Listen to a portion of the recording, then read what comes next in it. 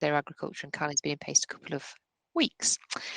Right, okay, so officially welcome to the first of our webinar series on net zero agriculture, which is aiming to share sort of where we've got to so far, but also what we know is a bit of an initial stage with our wider supply chain. We appreciate there's so much going on at the moment, lambing, calving, let alone a whole host of other sort of pressures and jobs that are always happening. So we are, of course, recording this session for anybody that can't join us today. And of course, that would just mean that you won't get the interactivity, but of course, we're always available to speak to if you need to anyway. Some people on this call, as we talked about before, are very familiar with Net Zero. For others, it may be more of a starter subject. So please don't hold back on questions, and anything that you want to ask or anything you want to talk about, please do so. But well, in my first time, I'm going to hand over to Hugh Martineau. So Hugh Martineau, for those of you who don't know him, I'm sure he'll introduce himself anyway, but is from Map of Ag. We've been working with Map of Ag for coming up 2 years, specifically to look at the whole concept of how we can support farms on the path to net zero. Hugh and Map of Ag have specifically been looking at the measurement section of this, because at the end of the day, if you can't measure it, you can't monitor it, you can't get things done. And so we do need to start as the very initial baselines. But then we have got a whole host of other experts and advisors that we're working with who will introduce to you throughout this webinar series over the coming months. So Hugh, that's enough from me. I'm going to hand over to you now, and thank you very much for taking us through this first webinar. Great, thank you, Sophie, and hopefully my slides should appear just there we go. Perfect. And so we'll make a start. Thanks, Sophie, for the introduction, and thanks to Morrisons for inviting me along this evening to talk to you about the work that we've been doing on net zero. So my name is Hugh Martin. I work as the Head of Sustainability at Map of Ag, where I've been supporting some of the work with Morrisons for almost 2 years now, as Sophie said. Our role in the project is to look at the measurement and monitoring side of greenhouse gas emissions on farm. My background is very much around farm systems. I've worked for about 15 years now in the measurement and monitoring space around greenhouse gas emissions, and before that I worked as an agricultural consultant up in Aberdeenshire I was based. So I approached this very much with a farm systems hat on, but looking specifically at some of the information that we need from farms, the data that we need to collect from farms to be able to inform the emissions intensity calculations, which I'll go into in a bit more detail. The purpose of this presentation really is as an introduction to net zero. So some of you will undoubtedly be quite familiar with the topic, and some might be starting out on the sort of journey to understand a little bit more about it. So at the moment, we're sort of looking at the framing of the challenge, if you like, around net zero, and then looking at sort of baseline development and what's required of a greenhouse gas emissions assessment, the importance of measurement and reporting, and then into a little bit more detail around the greenhouse gas emissions measurement process and how we are using KPIs, key performance indicators, to identify opportunities for reduction. We'll then touch upon the sort of opportunities for sequestration and some of the challenges in measurement and monitoring in that area as well. The plan is that I'll probably take about hopefully 20 to 25 minutes to go through some slides, and then open forum for chat and discussion. If there's any questions as we go, please feel free to put them into the chat and we can pick them up later. Otherwise, I think with the numbers that we've got, we can probably have a fairly free forum for discussion after that. So just in terms of framing the discussion to start with and framing the challenge, why are we doing this? I think it's important to bring it back to the core reasons for why we're looking at greenhouse gas emissions, and it is to combat the challenges that we face around climate change, and really to look at how we might limit the global warming to within 2 degrees of pre-industrial levels. And what we've got on this slide here is a chart showing the increases in atmospheric carbon dioxide concentrations over time, and we see that sort of industrial period from 1800 onwards, we start to see a real rise in the CO2 concentrations, which is the driver for the changes in climate that we have been experiencing and are likely to experience into the future. So that 2 degrees threshold is seen as that point at which we will see considerable impact, and hence the Paris Agreement in 2015 was set to sort of look at keeping global temperatures to within 1.5 degrees ideally, but 2 degrees is really the big challenge that we've got as well in terms of limiting climate change to within that. And the Paris Agreement was really a pivotal moment where was an agreement which was met to be able to sort of look at that as the ultimate target. Those targets have somewhat moved on a little bit from that, but still with 1.5 degrees within sight, really. And they have been evolved into this sort of net zero space. And I'll go into a little bit more detail into what that means in a second. But really, the targets that we've got domestically, we've got industry-led targets with the NFU stating a 2040 target. Morrison's looking at 2030 within their supply chain for a net zero target. And then there's the UK government target as a 2050 economy-wide net zero target. So let's have a quick look at what that means at a sort of national scale. All of the countries that are signatories to the Kyoto Protocol have to measure and monitor their emissions. And this is a sort of time resolution on the emissions from UK, sort of economy-wide emissions as reported by our inventory. And what we see is the various different sectors that are associated with the emissions and the measurement of emissions across the economy. So we've got energy supply is the big sort of area here, the grey area here, which has fallen considerably since the sort of 1990 baseline. Then there's the other areas such as transport, which are a bit more sticky. They're quite difficult to reduce. And agriculture sort of fits into that category as well. So agriculture has continually been about 10% of the overall emissions since that 1990 baseline. And the reason I pull up the other component there, or pull out the other bit here, which is land use change and forestry. So slightly not particularly catchy title there, but that is the bit which generates the removals of carbon dioxide from the atmosphere. And that's important when we think about net zero, because we're looking at the above the line emissions and then what's generated as removals from below that line. And effectively, to get to that net zero target, we've got some big challenges in growing that area below the line here, this 2% of the overall emissions, which are judged as removals from the atmosphere, against this big bar here. So that's the sort of setting out the context of some of the challenges. The upside is that in agriculture, we have I suppose to a certain degree, the control in that opportunity for emissions removal from land use change and forestry sector, because we have land within our management control, which can generate those removals. So thinking about that balance around net zero, what do we mean by net zero? I suppose is the way we're framing this is we've got an emission on one side of this balance. So the emissions that occur from agriculture generally arise from things like feed, the use of nitrogen fertilizer, both on the farm and actually in its manufacturing upstream of the farm. Then we've got manure management, enteric fermentation, which is effectively the digestion of feed and forage by ruminant livestock, and then energy and fuel. So those are the sort of a simple sort of view of the emissions that are arising in agriculture. And then in order to sort of get to a net zero position, we're effectively having to generate enough sequestration or removals of carbon dioxide from the atmosphere to offset those emissions that are occurring within our agricultural systems.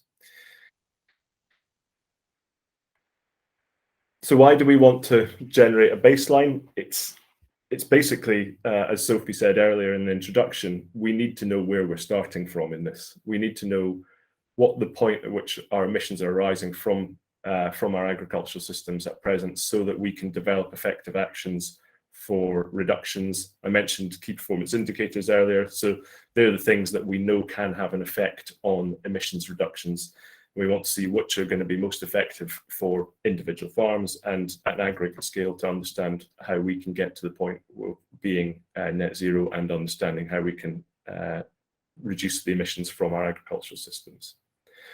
And from a Morrison's perspective, we certainly want to be supporting that that sort of change, if you like, through the implementation of advice and guidance.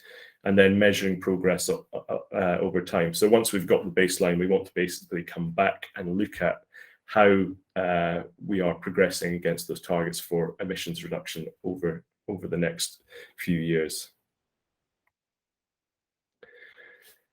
So a slight apology for the slightly busy slide, but I wanted to sort of pull this together into one place to explain where we see the emission sources arising, what are the key drivers for those things, and how are we effectively gathering information to measure these emissions. So this shows how the emissions are arising within agricultural systems. And if we start on the left-hand side of this slide, we've got the inputs which are being brought into agriculture. So these are the things that are being brought onto the farm and basically carry an embedded emission with them. So there's things like feed and fertilizer, which have an emission which is associated with the production of those things. So things like fertilizer production is an energy intensive process, specifically the nitrogen component. So that carries an emission onto the farm with it. Likewise with fuel and electricity. And actually, if you're buying livestock as well, they effectively carry an emission before they arrive on our farms with them, which need to be counted as part of our emissions calculations. And then there's the what's happening on farm component. And really these things are driven by the biological processes that we are very reliant on in agricultural production systems. So when we look at this, I mentioned enteric fermentation emissions, but we've also got things like manure management and nitrogen mineralization through nitrification and denitrification. And these things are inherently linked with our production systems. We can't grow crops without nitrogen mineralization. We can't convert forage into protein either in milk or meat without enteric fermentation emissions to a certain extent. So in many ways, these biological processes that we're reliant upon are the things that we're trying to sort of tweak and find the optimum efficiency within. And there's not necessarily a route to zero emissions, but what there is a route to is minimizing emissions from our systems through production efficiency. So we're generating these outputs on the right-hand side of the chart here in as efficient a way as possible, using the resources at our disposal, like the land and the livestock and the feed and the fertilizer, as efficiently as you can. So I frame this sort of whole piece around resource efficiency. It's how we use these inputs in as efficient a way as possible to generate the outputs from our farm. It would be all too easy to reduce emissions if we just said we're going to cut production, but obviously that is not what we're wanting to do. We're trying to maintain and grow our production while minimizing the emissions associated with that production, which then links to what are we actually measuring here. We're not actually just measuring the absolute emissions that are arising from the farm system. We're measuring what we term emissions intensity. And what that means is we're effectively taking their emissions calculations, what we're measuring as emissions, and we're dividing it by the output so that we get a really clear understanding of the efficiency of the production in a greenhouse gas emissions way. So again, back to that point around optimizing inputs to generate the output. So looking at how we do this, effectively what we need to try and generate from farms is a good understanding of the activity. And in emissions sort of calculation terms, we call this activity data. And effectively, it's just what's happening within the farm boundaries. So for things like enteric fermentation emissions, we're looking at livestock days on farm. We look at livestock days on farm by pulling through things like the BCMS data for cattle, or generating a sheep inventory from farm information. And basically that gives us a good understanding of animals on farm over the course of a year. And taking production information like growth rates or periods of lactation and these sorts of things, then we can understand much better what the sort of levels of emissions that are occurring from those animals.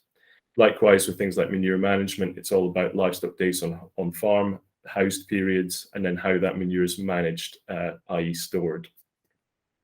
We then go through things like organic manure applications and where and when they're being applied back to the forage and also the arable areas on the farm. And then inorganic fertilizer applications and crop residues are also important components of the calculations.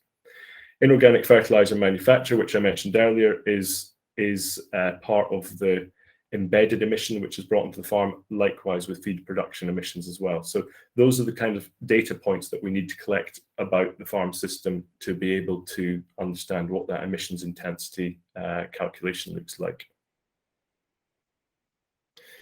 So just moving on to some of the dashboards that we've created for Morrisons. I'm using a beef example here. And this is effectively the breakdown of emissions associated with beef production. And we're breaking down this into the various different emission sources, which I just talked through. So this is the enteric fermentation emissions associated with the breeding stock. So this is the parents, the suckler cows and other breeding stock from the farm. Then there's the enteric fermentation emissions associated with growing the animals. So this is the animals which are ultimately ending up in the supply chain. And these other areas of emissions that are arising are effectively the fertilizer, manure management, and fertilizer emissions from production and application, and then the feed component here. So you'll see the importance of things like enteric fermentation emissions in these calculations. In this example, it tends to occupy quite a large share because it's a breeding stock. It can be anything in a beef suckler herd from sort of 55% up to sort of 65, 70%, depending on the types of systems that we're operating in. The area down at the bottom here then just shows where the emissions are arising associated with the kilograms of dead weight, and it can be compared against the group average as we're showing here. So the yellow bars are the group average, and the green bars are for the specific farm that we're looking at. So looking at the things that influence the emissions that are arising on farm, there are a number of different areas. So I referred to key performance indicators earlier, but there's a number of these areas that are important. So things like fertility and health of the stock are important. And I describe this as sort of trying to reduce the numbers of redundant days on farm. So making sure that the days that animals are spending on farm, they are productive. So fertility's that sort of key bit within a suckler herd, which is important. And then things like days to slaughter, making sure that's done as efficiently as we can with the resources at our disposal. And then fertilizer and feed efficiency also obviously linked to that. So just taking that forward and showing how we then look at that as a KPI dashboard. When we're collecting information from the farm, we're collecting information across the as I said before, the herd inventory. We're collecting information about feed use, growth rates, kill data from the abattoir. So we're able to actually generate a really interesting view of what's happening on the farm and build that into these performance indicators that we've talked about here around fertility. So calves born on farm per breeding female, average calving interval, age at first calving, and then other things such as sort of percentage of animals born within the first 3 and 6 weeks of calving, which we know are good indicators for efficiencies on farm. And then looking at things like mortality rates and nutrition and health in terms of age at slaughter and daily life weight gain. So by using the data in intelligent ways, we're not just delivering a greenhouse gas emissions assessment, which is useful for Morrisons in terms of baselining the emissions today, but can hopefully influence how that information is used to help shape and realize the opportunities for emissions reductions in the future. Again, just showing a bit more of the dashboard, we've got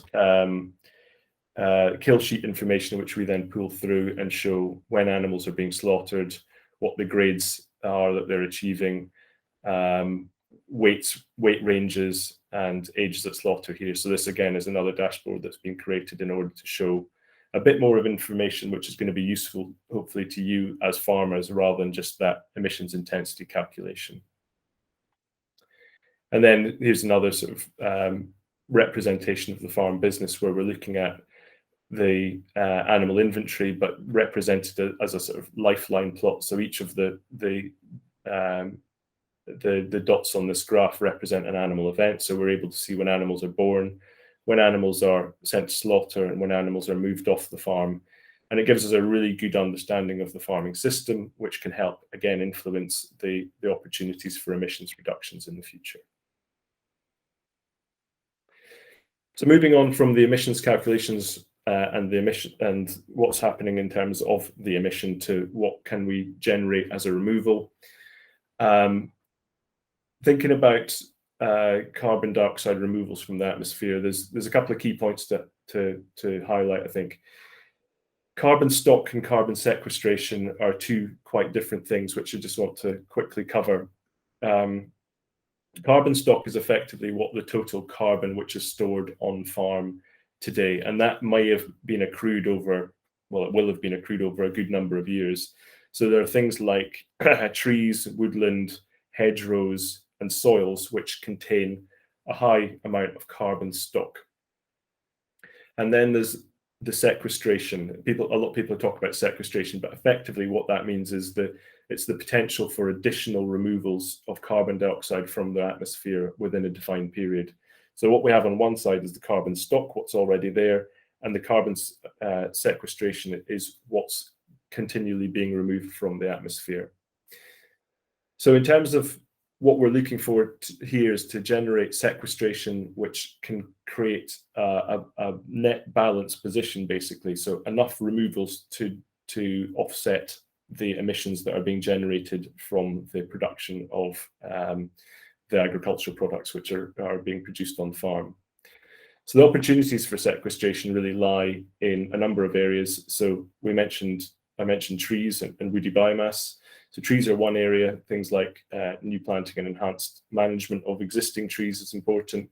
There's grassland, there's hedgerows, and then there's soils sort of in the areas of cropping. So where we're using amendments like compost and manures, where we're adding more crop residues and using cover crops. These things can also all help maintain carbon stocks and build carbon stocks through sequestration as well. Just to highlight a few points around some of the sequestration challenges. Measurement is a challenge in measuring sequestration over time, mainly because there's lots of variables to take into account. So if we look at soil, for example, the carbon sequestration capability will be dependent on soil type, soil texture, current carbon baseline, and what the existing management practice and historic management practices have been and what the future management practices are likely to be. We want to continue to maintain production while sequestering more carbon. So that's not all about just planting more trees. We need to sort of maintain production on the areas of land that we have at our disposal for agricultural production. And then maintaining levels of sequestration over time in the future. So making sure that what good things we do today in terms of using additional organic amendments or cover crops and things, moving towards zero tillage systems, all these things can have an effect today, but we need to make sure that they can be maintained into the future and not undone through other management practices that might be detrimental in the future. So the term people talk about a lot is permanence, and that basically means that the sequestration that happens now can be maintained over time, and ideally sort of up to and beyond 100 years timeframes. So just looking at sort of a couple of examples of sequestration potential and thinking about this balance between carbon stock and sequestration capability. On this side of these photographs here, I've got examples of where we can see high sequestration potential, but possibly lower carbon stock.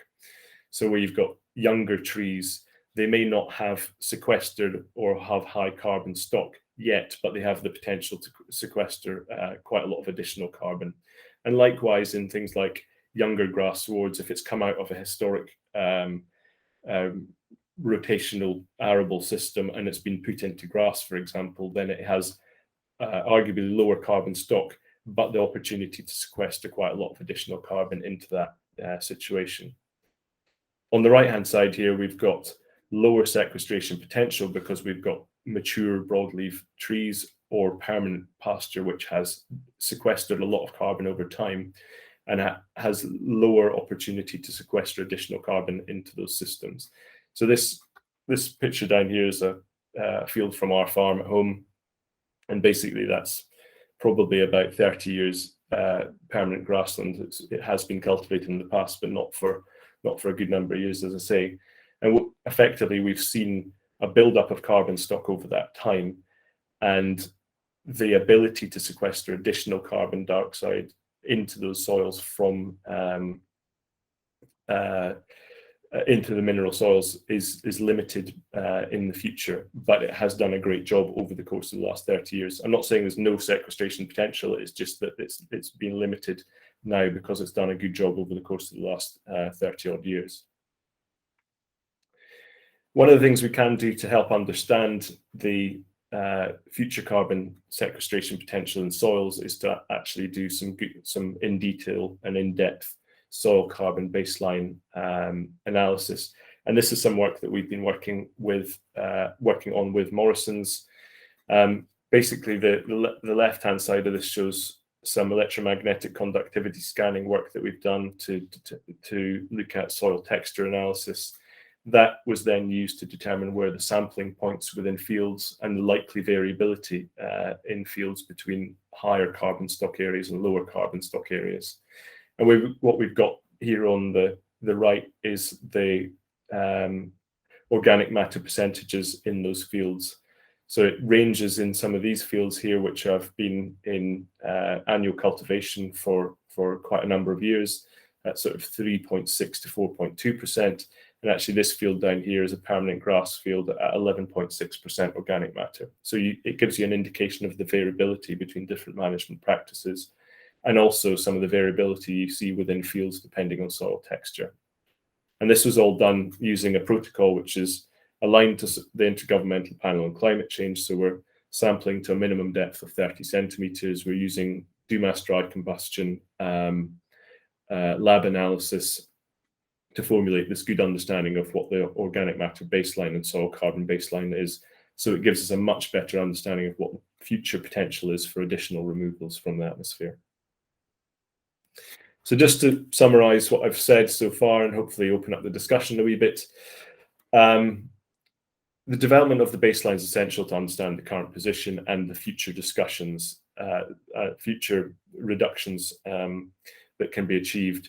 And accurate information is required to generate the best results and understand what the future potential looks like for emissions reductions. So emissions reductions are really closely linked for production efficiency and the way we use the resources available to us. So those key performance indicators that I described earlier can help provide an understanding of farm business improvement opportunities, as well as that greenhouse gas emissions reduction opportunity as well. Protection of carbon stock in soil and wood is as important as additional sequestration. So we need to make sure we're protecting the carbon stock which is within our farm system, as well as looking at the opportunities for additional sequestration. And then finally, the sequestration opportunities in soil are dependent on multiple variables and include the soil type, the baseline carbon stock, and historic and future management. There's lots of opportunities in soils, but we do need to try and understand with as much information as possible what that opportunity looks like in order to inform the decisions that we make for future management. So I will stop there and open the floor up to some questions. Hopefully there'll be some questions that arise from that. Thank you, Hugh. And whilst we're just waiting for people to sort of think about what it is they'd like to reflect on and to say, just to say, there's a few people who joined the call as you were going through your presentation, just to say that we have been recording this from the beginning. So if you missed any of the start, don't worry, it is going to be available later. And we're also obviously going to send this round to anybody who wasn't able to join. Some really interesting points there, and I think it was really helpfully explained on that whole. I keep sort of thinking about beg your pardon, I realised I've switched my camera off, so I didn't get in the way. I realised that it's really helpful explanation there of that balanced scale approach of lowering emissions and increasing sequestration. I think it's also as you described, important for us to sort of have a really clear methodology through net zero. There's also things that we do know that we are going to need to have other elements of research and technology help us with, because there's only so much can be done in terms of getting more and more efficient. And it is as well some of the bigger picture items that are going to need to be looked at as part of this whole approach to the roadmap for net zero. But for now, that was really helpful from a farm perspective. Also, just to say that, you know, we are doing these measurements. I know you just sort of said this is an example from a beef farm, but we're doing this for beef, pork, lamb, potatoes, root vegetables, soft fruit, eggs. And so, you know, this sort of approach is, you know, absolutely part of a whole chain approach for everybody. Okay, so I'm going to stop there, and hopefully there'll be a question, and then we can continue the discussion. If not, I'll sort of ask one of my own. But if I just like open up, if anybody's got anything to ask, and don't worry about hands or anything, just jump in.